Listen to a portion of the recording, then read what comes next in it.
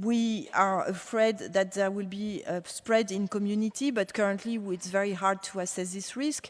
We think that if we put in place the right measure now, we probably can contain this easily. So that's why we are making this briefing today, and we are trying to raise the awareness, because we are at the very, very beginning, and we have a good window of opportunity to stop the transmission now.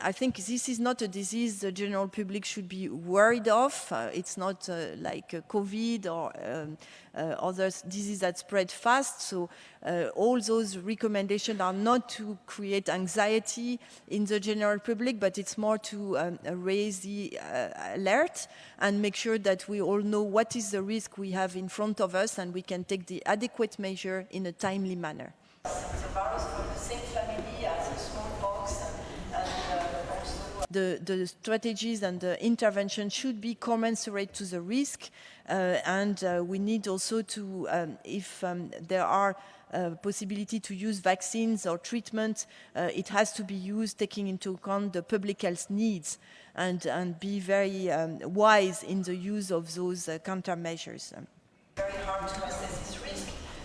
We think that if we put in measures for this disease, there are vaccines, there are therapeutics as well.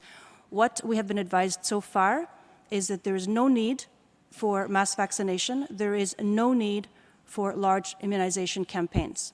This is a condition, as described by Dr. Briand, that is transmitted primarily by close physical contact, skin-to-skin contact, face-to-face contact, and therefore contact tracing, investigation, and isolation remain the primary modes of control for the time being. This is really critically important.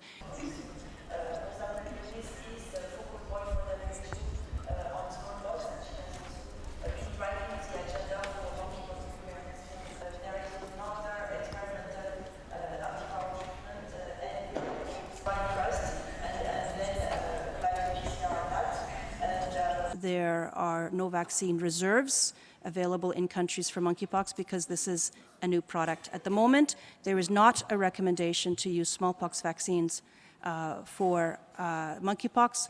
There may be some exceptions in some countries who have reserves and already have guidance in that line.